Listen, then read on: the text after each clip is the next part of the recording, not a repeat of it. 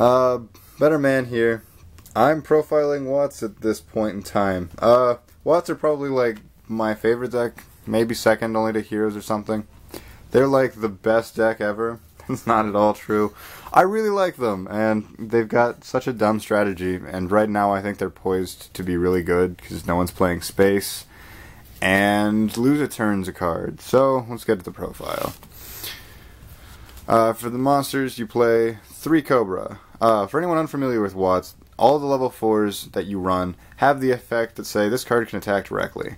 Cobra says, in addition to that, when it deals battle damage, you can add a Watt to your hand. So you play 3. Then you have 3 Wattgiraffe. Wattgiraffe also can attack directly, and has a slightly higher attack at 1200 to Cobra's 1000. And if it deals damage, your opponent cannot activate monster, spells, or trap effects, or activate spells or traps until the end of the turn. This is really good because it means you can go in main phase 2XYZ with no problem. It frees up all of your other monsters, like your opponent has to stop Giraffe, and it also prevents them from like end phase spacing if you have a chainable trap like Threatening Roar or Wabaku or something like that. So all around fantastic card. Probably the best monster I run. 2 Pheasant. I play 2 Pheasant because you need more than just those 6 to attack, but I don't want to see Pheasant that often. And I play it at 2 because it's searchable by Thunder Seahorse at that. When it deals damage, it banishes a monster on the field. That's mandatory, so you often have to banish your own.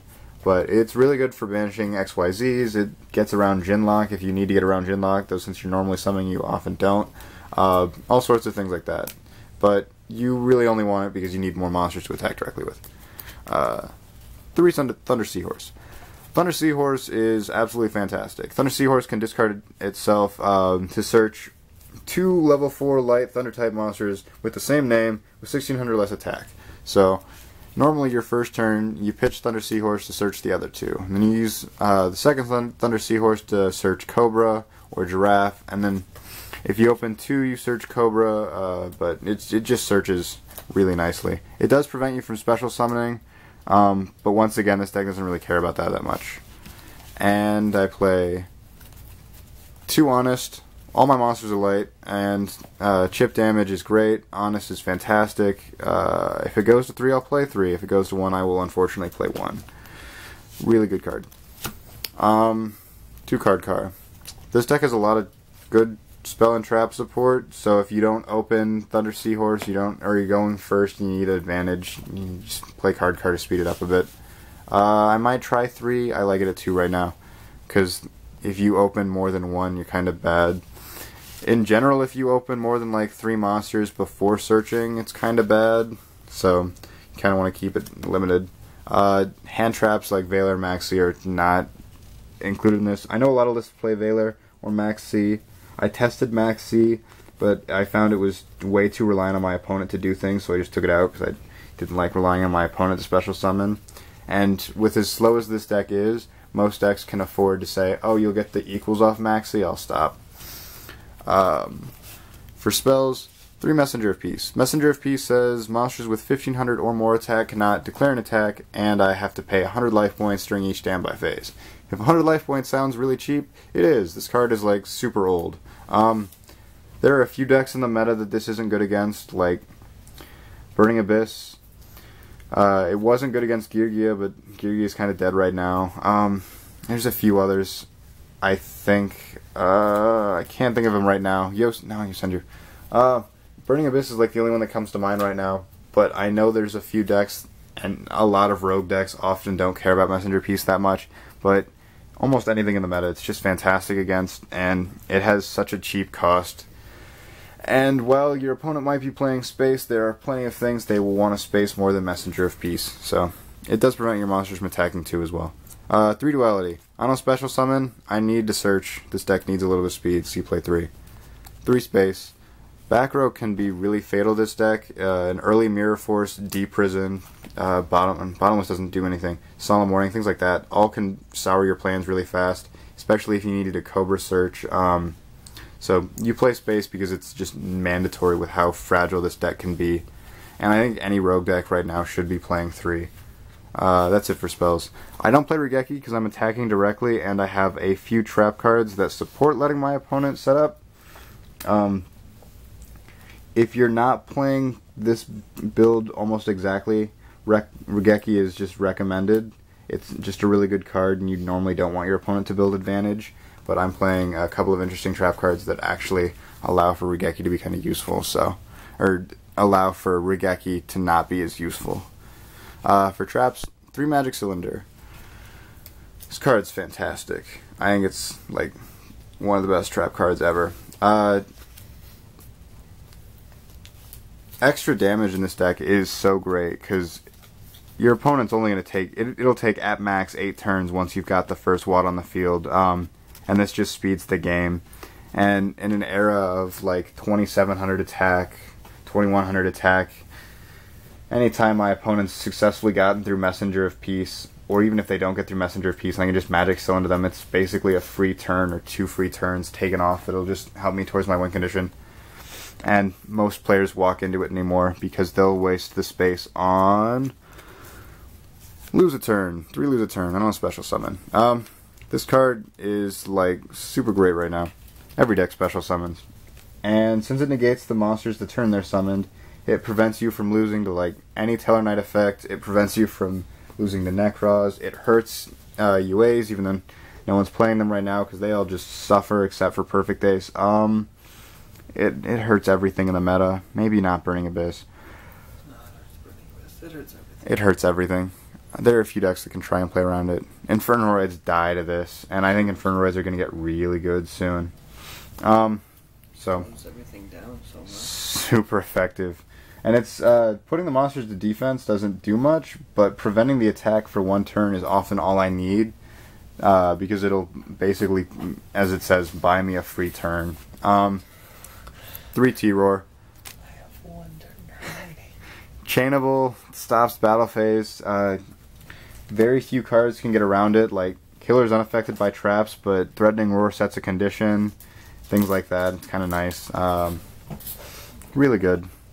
You play it over Waboku only because it's chainable earlier and because it comes shinier than Waboku.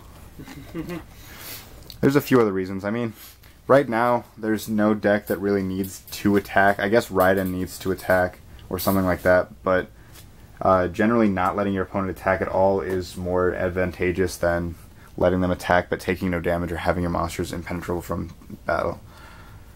2 Fiendish Chain. You probably should play 3. I only play 2 because I didn't really want to justify putting in a 3rd. If you play 3, I would also highly recommend Magic Planner. Magic Planner's good. Fiendish Chain is good.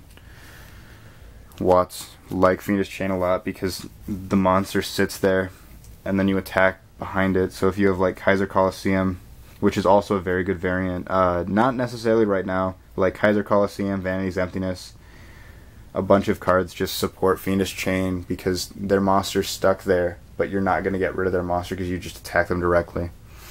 So, fantastic card. 2 Ceasefire. Ceasefire is really interesting. For those who don't know, it flips all monsters face up, preventing flip effects from activating, and then it deals the opponent 500 for each effect monster on the field. Normally, it should be a guaranteed 1,000 because my opponent will have a monster and I'll have a monster, but with a lot of decks, you can get 2,000-3,000 off this easily. And with this deck, chip damage is just fantastic. So like a Tellarknight player right before Trigger, you'll get 2,000 if you have a monster or more. Burning Abyss, you can get a good 2,000 really easily. Ritual Beasts just absolutely die because they'll fill their field and take 3,000 damage if you have a monster. And it's stuff like that. I really like the card. It does kind of help in the Shadal matchup if your opponent's trying to play defensively and set cards. If when Pot of Taboos comes out, it prevents them from activating that, which is kind of cool, but really niche. But I like it a lot, and chip damage is really important. Vanities, I don't special summon, and I can prevent cards from going away pretty easily between Lose a Turn, Fiendish Chain, and Messenger of Peace.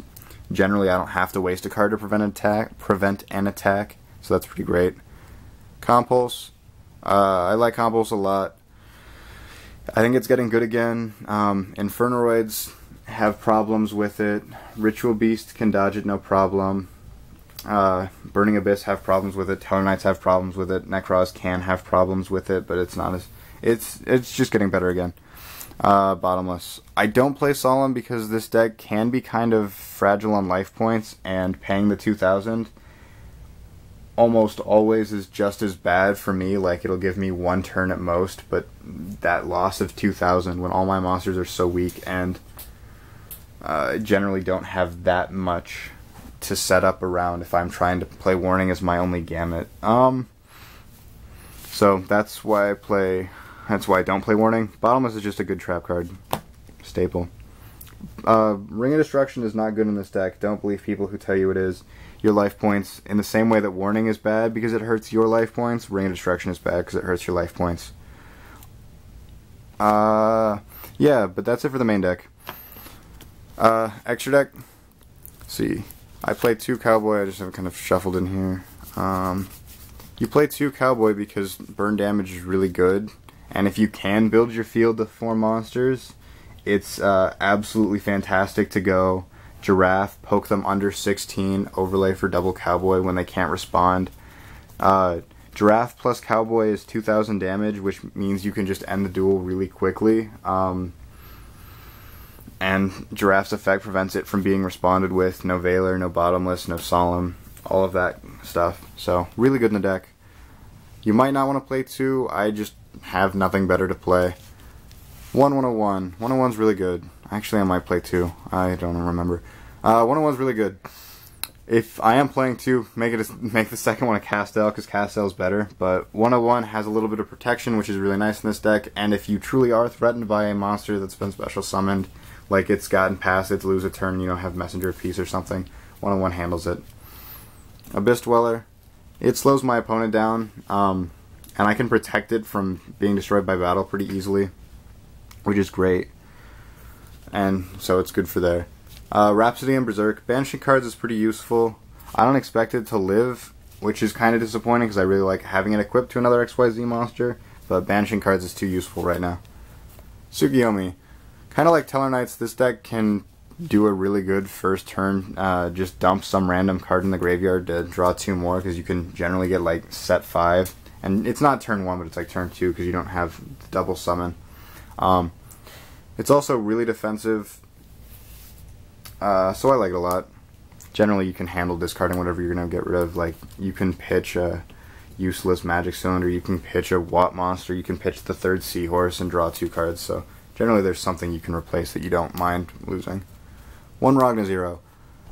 Ragnazero is really nice. Drawing cards is really nice. There's a lot of stat changers.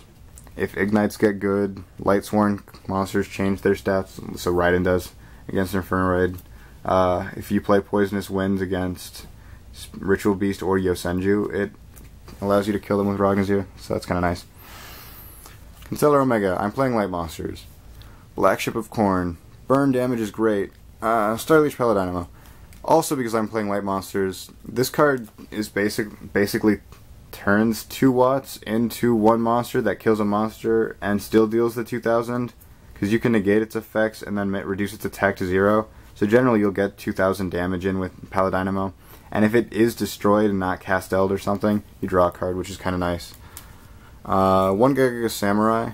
If I'm really not afraid of being hit by anything, Gagaga Samurai can deal a lot of damage in 1 turn, and it often catches people by surprise. The 2nd Shark.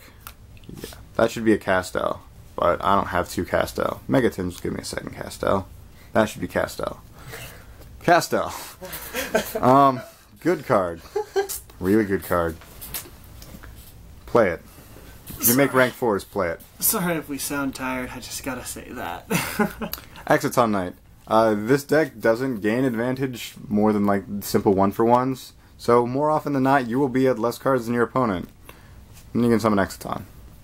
And because we couldn't find the Daigusto Emeral, Utopia. Good card.